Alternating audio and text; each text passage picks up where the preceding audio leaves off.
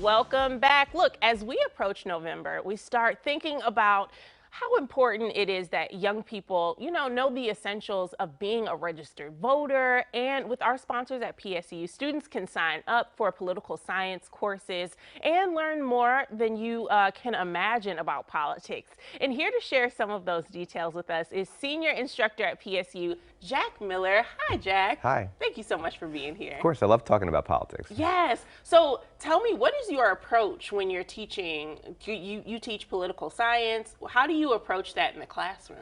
I specifically teach American politics, and so it's the most high-profile side of the political system for students, and so they're very curious. What I like to do with my students is get them to, understand how the political system works in a kind of classic way of like, okay, what are the rules and how does the political culture affect it and current events?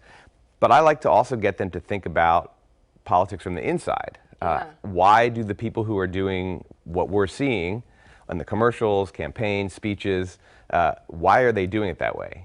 So I try to get the students to have the view from the outside as well as the view from the inside. So I will get them to do, short reflection papers where I ask them to imagine that, for example, they were running a campaign for governor right now.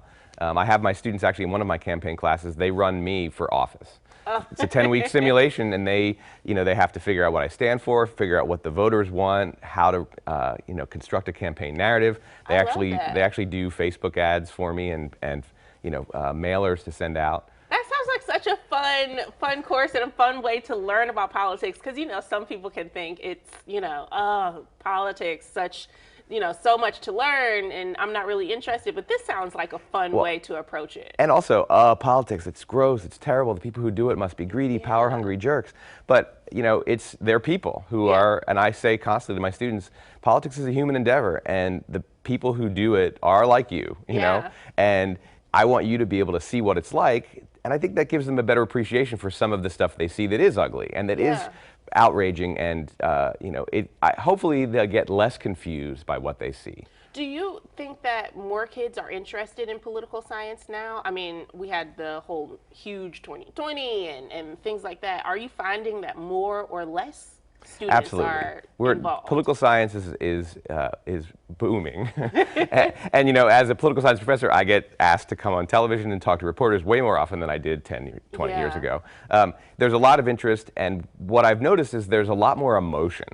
The political science is a pretty big major. People have been studying it for years, and we've had a lot of students, but there's a lot more emotion, and I feel like students today feel much more like it's not an option. They have to figure it out, and they have to do what's right, because they can't kick it down the road anymore. They have to roll up their sleeves and fix things. Yeah, that's so good, because also I feel like it plays into being educated when it comes to voting, and we have to know that we're not just going out there and pressing buttons. We actually know what's going on. And actually, even more than that, one of the perennial problems for young people in politics is that voter turnout rate is lowest among 18 to 25-year-olds. And it's because it's partly they're uninformed, but they move around a lot. You have to get re-registered. You don't have as much stake in the community when you move every year. And so a big part of having young people have a bigger impact is actually just having their voter turnout rate go higher. I mean, the highest turnout rates are among 55 and older, because people who are 55 and older have a lot bigger stake in the system. They don't tend to move. They vote in the same place. They're in Oregon, their ballot comes to the same house. They don't have to track them around. And so for young people, a lot of it is in fact getting them to be able to overcome just the natural obstacles to voting. And then among young people, there is sometimes a sense of it doesn't matter, and my vote doesn't count, and politicians don't pay attention to me. And I try to say to them, like, they don't pay attention to you because voter turnout rates are low among young people, so it's kind of a downward spiral, right? I can totally tell why they would probably think that. But we got to wrap. Thank you so much for being here, Jack. I could talk about this forever, literally. Okay, guys, we love our sponsors over at PSU, and I encourage everyone out there to get involved, stay educated, and of course, to vote. And if you want to take some political science courses, obviously PSU has you covered. Thank you so much, Jack. Now,